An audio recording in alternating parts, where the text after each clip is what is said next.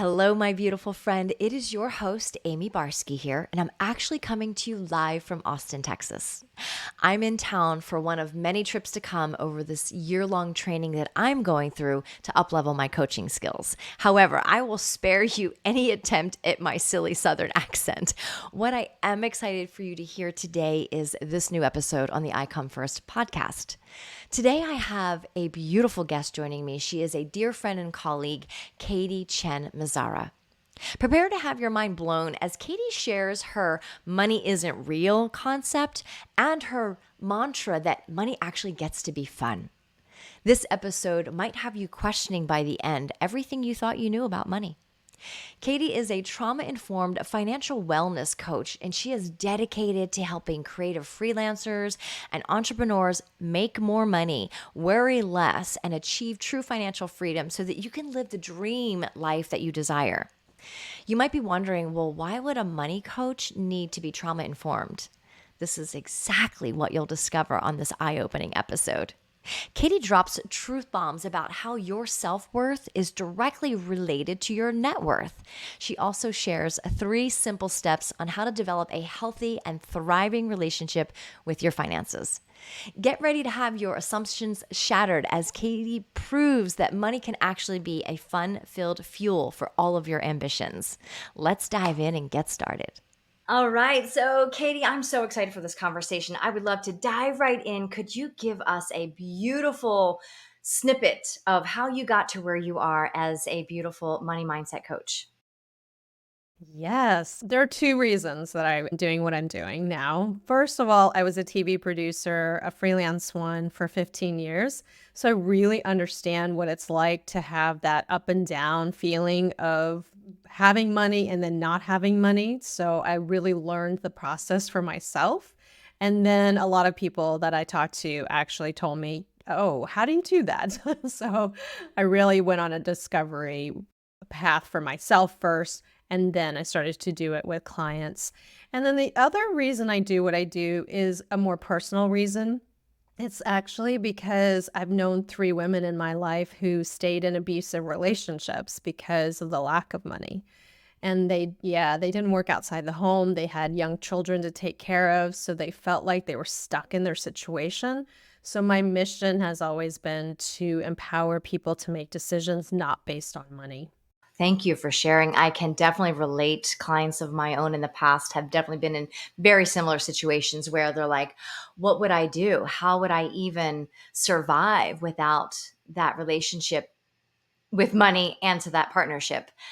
Wow. Wow, wow, wow. And I can only imagine the magic you create in so many lives because of that, because I have a feeling it's a very familiar story for many women. So, can we get right to the meat of this? Because money can have such a icky feeling and energy to it for a lot of people, myself included, for most of my life. And that has been my work personally in my relationship with money over the, let's say, the past 5 years or so, and really up leveling in the past 2 years. It's just been like skyrocketing to recognize how it is currency. It's a flow, it's a dynamic of, it gets to come and go. We get to give and receive and bringing that energy in and out. So, will you paint me a picture on how money is connected to our self worth? Yeah, I always tell people our self-worth really is about, first of all, who we are and what we bring to the table. Like it's a very quiet, powerful knowing deep down inside of you. So if you know this, then a lot of times things will just, you know, you can really let things go a lot easier, right? And then also in terms of knowing who you are and what you bring to the table, then all of a sudden the other stuff doesn't get to stand in the way, right? Like our successes are only built upon like how good we feel about ourselves and in relationship to the foundations that we've created in terms of our own worth, right? And so that gets reflected with our finances. The other way isn't true. Like I think a lot of people with high net worth will perhaps not have, who don't have high self-worth, they're not going to do as well eventually, right? Eventually, they're the ones that, you hear those studies about how people lose their lottery winnings within 3 years. Like 70% of lottery winners lose it within 3 years. And sports professionals, I heard too. Right, right. And it's not because of, like anything that they really want or don't want, because I'm sure every single one of us is like, oh, if I won the lottery, I wouldn't lose that money. But it comes down to our self-worth, right? Because if you feel like, oh, I don't really deserve this money, or if you're somebody who has the belief system that I have to work really, really hard in order to make money. I'm raising my hand for those who are listening and not watching. Oh my God. That's when it happens, right? But then if you win the lottery, it's all of a sudden it's like, oh, I don't deserve this money. Like, not on the surface, not consciously, but unconsciously, you're like, I don't deserve this because I didn't work hard to get it.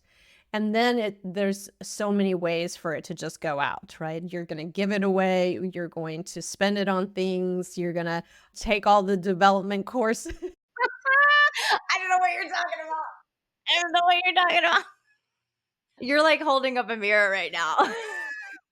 And I shared in the beginning of my journey as a podcaster that I would be fully transparent. And so I'm really owning and honoring that was my journey for so long, and still working on it. Yeah, and I tell everyone this too. Just because I'm a money mentor and a coach now, financial coach, it doesn't mean I haven't had those stories, right?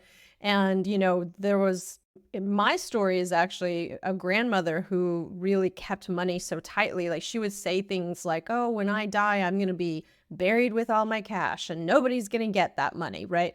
Yeah. And then she accused all of us of stealing her money at one point. And so I grew up thinking, I'm never going to be like her. I don't want to be like her. So then in my 20s, I was just spending money like crazy. Even when I went to college, I went to NYU in New York, and I was taking cabs everywhere. Like, no college student is taking cabs everywhere. And I was buying my friends drinks and going out all the time and acting as if I made $1 million when in fact I was like, on scholarship and working 3 jobs. I can so relate to the similarity of what you were taught with from your grandmother. Is that what you said? Similarly, in my family, it was my mom. We always had everything we needed. We always had, a roof over our head, clothes. We went to Catholic school for 12 years, which is high end tuition, right? We never had brand names of things. And there was always a sense of scarcity, even though we had what we needed, right? There was always a sense of scarcity. And so money was very important in my upbringing. And when there was arguments in the household, it was about money for the most part. And so I swung the pendulum the other way and I was like, fuck money. I don't care about it. It doesn't matter. And I went down the starving artist route. I was a professional dancer and being in the creative field and all of that. I very much played into, if you're an artist, it's just the starving road that you walk down.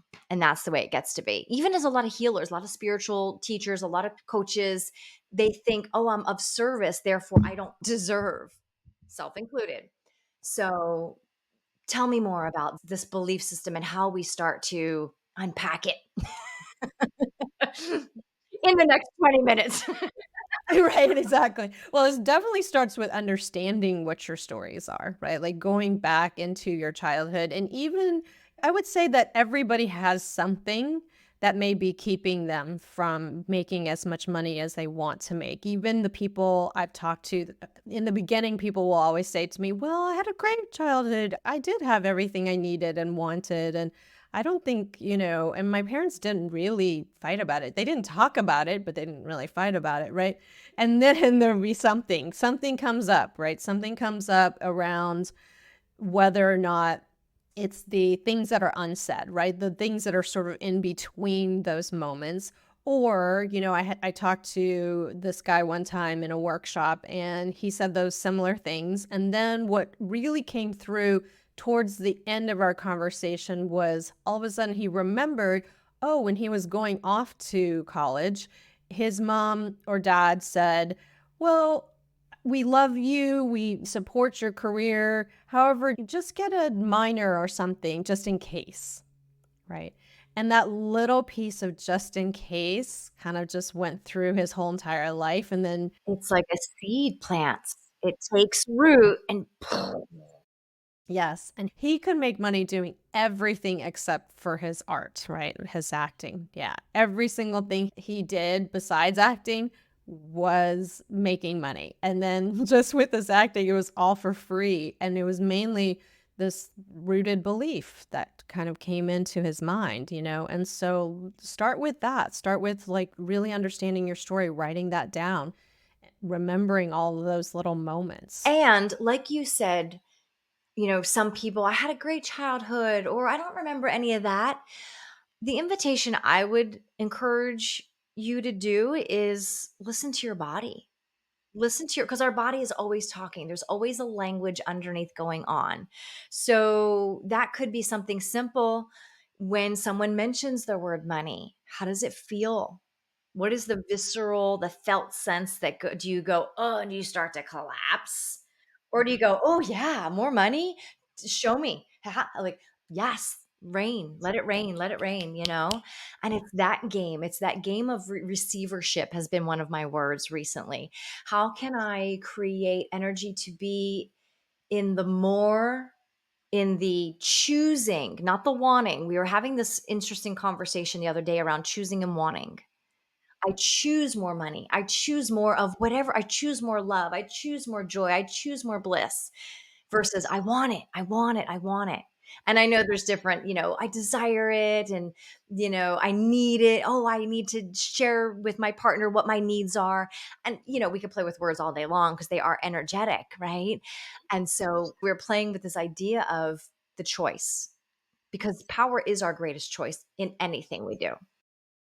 Yes. And so, speaking of choice, we all get to decide what choice would you like to make about money, right? How would you like to feel about money? How would you like to define it for yourself, right? Now for me, money represents freedom, and that's all it represents. So, the more money I have, the more freedom I have. And it's that freedom of choice as well. And how would you navigate if someone was stuck in the loop of, I get what you're saying mentally, Katy. I get it, Amie. I get the mental, yes, affirmations, positive words, post-its everywhere around the house, and nothing's shifting. What happens then? Mhm. Well, so there's twofold on that. I mean, the reason I work with people both on a spiritual level and on a practical level is because money is of this earth. We can't take it with us when we pass. And so you do have Wait, is your grandma still living? I was just curious. Did she take it with her? I don't know. We have no idea because my dad says he didn't inherit any. So we have to like look at this from both that soul level, the spiritual level, as well as the practical level, right? All of the vision boards and all of those things are not going to help you to bring in money because money is an earthly thing. However, you do want to apply like some energetic frequencies, because I do believe that money is this exchange of energy, right? Like you have something I need or want, and I'm going to exchange this currency, whether it's a credit card or cash, to actually get it, right? And so you have to be in the same energetic frequency in order to make more money and make money doing what you love. So you got to get on that same energetic frequency to have consistent income coming in. And then you want to apply some practical things of looking at tracking. First of all, like it's so important to have clarity around your finances, right? Really know what is coming in, what is going out, and then what it is that you truly want, because if you don't know those things, the universe can't give that to you, right? Like you just can't bring that in. And for your clients, does that look like a spreadsheet? It's like one of my most undesirable things to create in my life. It looks like whatever you want it to look like. It can be a spreadsheet for sure. It can be also an app. There's some really fun, creative apps out there. It can also be just writing it in a notebook. What came in, what went out, like It doesn't have to be anything that is super complicated or feels like you're doing a lot of math, because to be honest, I was really terrible at math growing up. Same. Well, that's good to know. I felt in my body when you said that a sense of like, relief. Okay, cool. I don't have to sit on a computer and try and type in those little tiny lines and figure out how to get to the next line. Can you tell that I'm not an avid spreadsheet user? Yes, exactly. Most people I work with are not, right? Most people I work with are more creative minded. And so spreadsheets are not an easy thing. And so that's why I tell everyone you find your own method of doing this, even if it feels like more fun for you to write things down with a crayon or with magic markers. Right on my walls. Do it right. Exactly. Do that, right? Because whatever makes it easier, more fun for you, then you'll continue to do it. And I love that you brought in the concept of fun because generally speaking, the conversation of a topic with money and the conversation of a topic with fun are not generally mixed together. Not for most people, right? For me, yes. And then I also think, because I work with a lot of couples as well. Yeah. And I always tell people, like, if you're going to have a money date, which is a lot, in the zeitgeist, people talk about money dates all the time. However, I'm telling people, like, it doesn't feel like a date if it's not fun. So make it fun, right? Start with having either wine. If you don't drink, then have some fun beverage. Little mocktail for sure. Yeah, exactly.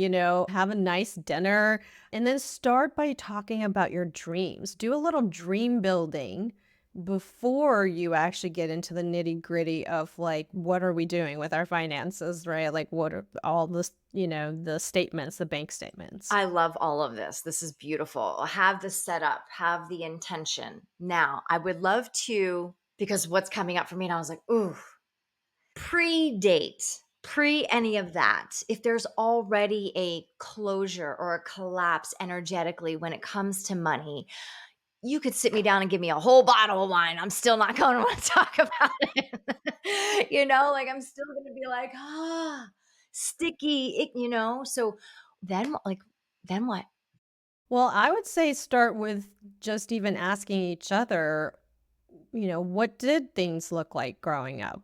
How did your parents operate around money, right? Like just being curious about that with your partners.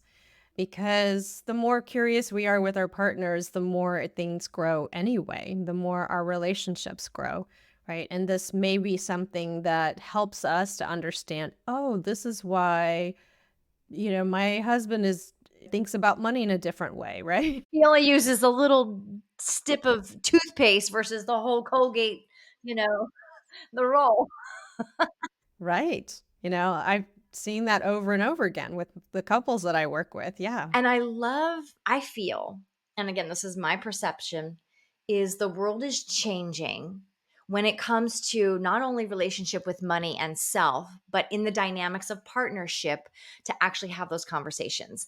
And my assumption of my experiences is because when my parents talked about it, it was mostly arguing over it or fighting or something about there wasn't enough or stress over it. And then seeing them work 40, 50, 60 hours, overtime, double time, triple time, all of that. When I was married, I guess like really in most of my adult relationships, you just didn't talk about it. It wasn't normal. It wasn't comfortable, or for me anyway. So I just never did. And I can see how that was extremely disempowering and did a huge disservice to the relationship as a whole. I see that so clearly now. Yes. It makes sense because why would you want to go into it if your parents were fighting about it all the time, right? My parents fought about it all the time. I'm operating from a belief system that's, of fear based. Yeah. It doesn't feel safe to actually go into that space, right? And so that's the place where we get to work on ourselves, because in every good relationship, we have to have a good relationship with ourselves, right? Exactly. And that's where that self-worth piece comes back into play that we were talking about, right? So we're expanding our sense of safety and security, you know? And money is tied into safety and security, for those feelings of safety and security. And that's why there are so many emotions around it and why there's so much fear. Ooh, you just said the word emotion, so it sparks something inside. How does one, not to disassociate, because I don't want to go down that avenue. I don't feel like that would be supportive, but how do we take the emotion out of money? It's challenging. First of all, I just want to admit that it is challenging because I do believe that our emotions are tied into our finances, and, our financial life is only a reflection of that, of our emotional life. However, the thing is to really remind yourself. I like to remind everybody that money isn't real. Ooh, tell me more. Wait, wait, wait. Tell me more. Yeah. Well, we as humans made it up, right? Like, we made up this currency. We made up all of the values of the currency. Like, a US dollar isn't the same as the Australian dollar or the Canadian dollar. Right. We call it the same thing, but the value is totally different. And so, just in the same way that, like, governments decide what values to put onto everything, we can also decide and make that choice and say, what do I want to make this mean for my life and for, how I want to think about money? So, something came in for me, and I'm curious if this would be something of value. Speaking of value, often when I go to the store, like say I don't know, at Target or whatever, and I'm walking around and I see something I like, let's say a sweater that I wasn't intentionally going in to buy. I was going to buy toilet paper, let's say. And I see this cute sweater, and Mhm. almost automatically, Katie, I put a value on it. I say, well, if it's like $15, maybe it's worth it. But if it's more than that, I probably won't get it. So I'm already placing the value before I look at the sticker price, right? And then when I look at the Yeah. tag, I decide, nah, it's not worth it to me. Because I also don't need to buy frivolous things. And sometimes, you're just, and so when I do see something I really like and it fits me really well, I'll make that, if it's an investment, like I'll make that choice. But if it's just like, Mhm. oh, that's cute and I don't see the value, then I will toss it aside. Or Yeah. this is another silly thing I do. I'll put it in my cart and walk around the whole store and get the things I did go in for, the toothpaste, the whatevers. And then I will talk myself out of it for the most part. I will talk myself Mm. out of buying this thing that I know I really don't need. I mean, I don't necessarily think that's a bad thing, to be honest, right? Because it helps you to evaluate whether or not you really want it, need it, all of those things.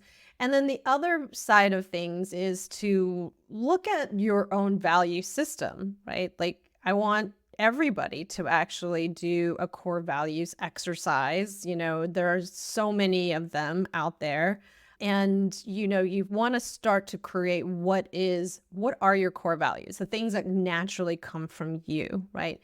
And then you get to align those money decisions based on those core values, especially bigger money decisions, right? Like, for me, like, having a car really isn't that important, so I still drive like a 2003 Volkswagen. Solid car though, right? Exactly. It's still running, everything's fine, but it's just not important to me. However, if somebody wanted to invite me to go to Paris tomorrow, I'm like, yes, I'm going to spend money going to Paris tomorrow, even if it costs a lot more, right? Like, because that's part of my value system. One of my biggest values is freedom, and then also relationships with, people. So if it's a good friend of mine who's inviting me on a trip, I'm going to try and make that happen. I love that. I love that. And I notice for myself sometimes friends will get together at a particular restaurant that's not my favorite, that doesn't actually have a meal that I want or that I would really enjoy spending $25 on. But the company I'm keeping, in my eyes, is usually priceless. So I'm going for that, not for the actual foodie experience for that particular, day or moment, right? Yes. I'm laughing because that actually just happened to me. Friends of mine wanted to gather at a restaurant that I was like, it's okay, it's fine, but it's not what I would normally choose if I were to go out and have an experience. Yeah. However, I wanted to be there because it's my good friends and I wanted to see them. Amazing. I love that. So what I'm hearing is really get familiar, have a relationship one with the things you value in the world in your life. And a lot of people value quality time. It's not always material things. But I'm with you though. I value travel and adventure. Sign me up. If I can, I'm just yes. I'm generally 99.9% I'm a yes and it's happening. Like there's no talking. You don't have to convince me to go to Bali or, France, like, just yes. Right. Because those are moments, like you said, you can't take your money with you. Well, I guess some people might have, I don't know, but you can't take your money with you. So why not expand on adventure and culture and different energies around the world, that we just for me, I grow exponentially when I've had an out of the country experience, or even when I've had, spending some time in a national park, spending some time in Mother Nature. And so, I know everyone has different values, and it sounds like, just get really clear on what that looks like. And I love the fact that it sounds like you encourage your clients to, I'm going to use the word deliberately design your life from the financial lens, design your life. Right. Everything that I teach and coach on is to help you to become more conscious, right? To become more conscious of what you're doing, yeah, with your finances so that it supports the life that you really want to live, right? Rather than the life that you think you need to live because of all of these other decisions. Yeah. I felt as a kid we were often competing with the neighbors. They got a pool, we gotta get a pool. They got a thing, we gotta get a thing. And it is interesting how in our culture it is the keep up with the Joneses game. Self-included at times. I have definitely felt it myself. Sure, we all have FOMO at times, right? And if like, yeah, if I was looking at my neighbor, one of my neighbors, like I think she buys a or has a lease on a new car like every 6 months. Oh, wow. Okay. Yeah. So there's always a new car sitting in her driveway, right? And then here I am with my 23-year-old Like, car. honk, honk. Right? Hey. You know, and if I didn't really know myself and my own values, that actually may, I may question myself and say, huh, do I need it? Or should I just get rid of my car and get a new one? Because, yeah, it is old. And you would play that comparison game. And I would play that comparison game. But instead, it's like not a thing for me because I'm like, yeah, I don't care about that. I don't really care about cars. I get it. I mean, I really do. And so when you're in a position or a situation where someone maybe comes into, the lottery or an inheritance or whatever, they new to the NFL or NBA, what would you advise them? Like, what would be step one? Yeah, step one is to, again, understand your own story, what you really experienced in childhood. Because I have worked with a lot of people who have gotten inheritances from family members, or let's say they got onto a hit show or movie, and then now all of a sudden they're making a lot more money than they were before. And so then it's like, well, let's slow it down. First of all, let's slow it down. Let's not just like go crazy. You mean not let's not buy a $10 million house? Right, exactly. Which I think one of the lottery winners recently who won $1 billion actually did. Like, I think he's just started to buy like 5 or 6 different houses. Well, I mean, $1 billion, maybe. No, I'm not going to justify any of it. I just think that's hilarious. Okay, so step one is to go ahead and slow down. Yes, slow it down. Don't do anything just yet, right? Do not spend money just yet. Instead, it's like now is the time to get super clear about what you grew up with, how you want to do things differently, looking at your values, really doing that values assessment or exercise. And so understanding what it is that's important to you, and then making a plan from that place, right? Yeah. because otherwise you're doing things that, again, is based off of what other people believe is important or that other people would want you to do, and then two, also impulsively not really understanding, okay, this is how much money I have. And now, like it feels like it's a lot. However, things can go really fast, right? Like I had a client recently who got an inheritance. And the first thing, because she didn't quite believe that she deserved to have this inheritance, it was like she wanted to spend it as quickly as it came in, like, and wanted to buy like a really expensive place. And luckily, You're her friend. well, yeah, luckily we're working together, but also I think the house also, she didn't even talk to me about it before she put in an offer on this place. But luckily it fell through. The offer fell through. And I was like, this is the universe's way of going, okay, let's slow this down so that you can be intentional about it, right? Rather than doing it based off of like, oh my gosh, like that unconscious thing that, you and I have studied so much is like, that takes over, right? And we don't want to work from that place of the unconscious taking over. Wow. I love that. Step one, slow down. Step two, get in alignment with your values. Amazing. Amazing. Is there anything else you want to share around the step one, step two to close up our conversation today? Yeah. I just want to add, because speaking about slowing down, a lot of times people will get like a big check, right? Like, especially people I work with, like they'll get a residual check or something big, and then they instantly want to pay down their debts with it. And this is something else that I tell people to slow down on.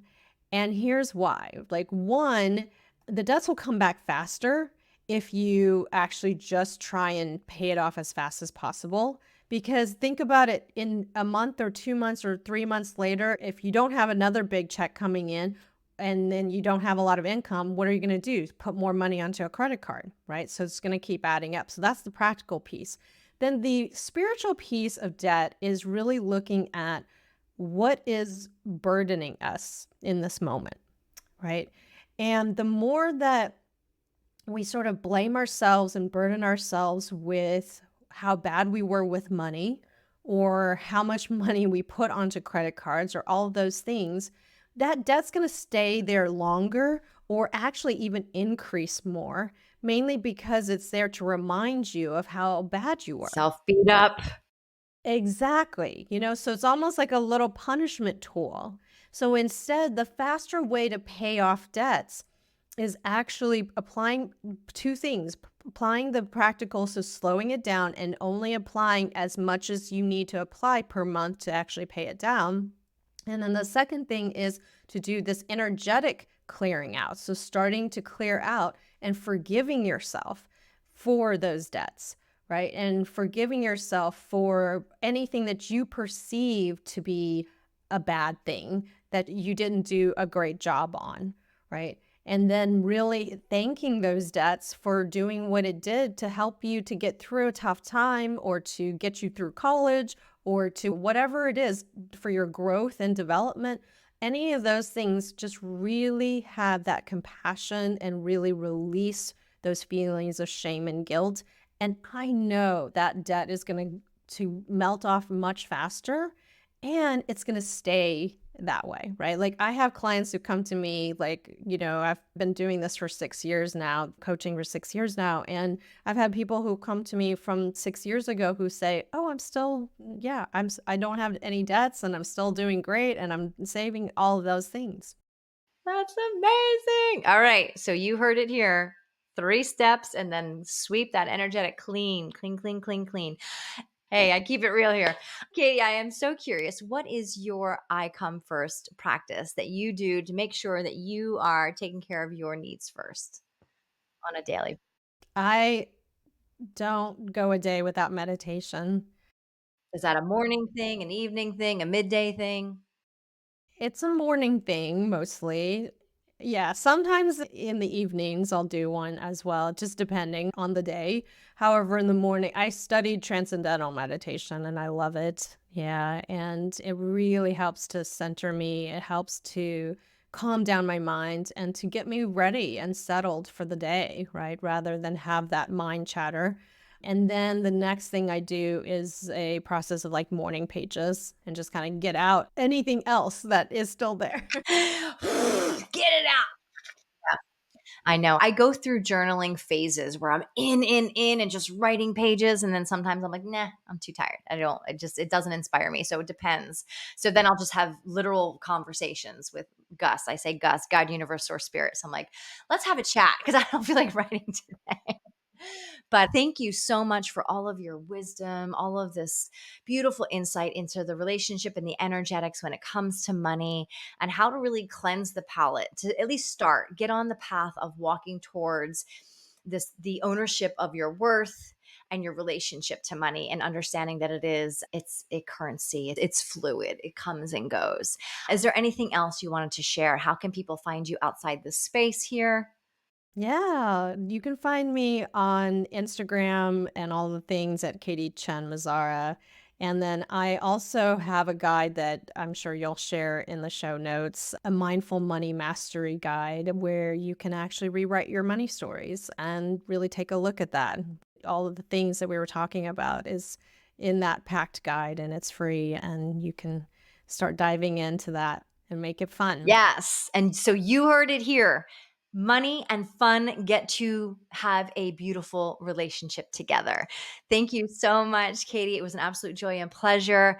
Tune in next time for another epic episode. Until then, know that you are so worthy and you get to put yourself first in your life. So when you fill up your own cup, you get to give from the overflow. We'll see you next time. Thanks, everybody. Thank you.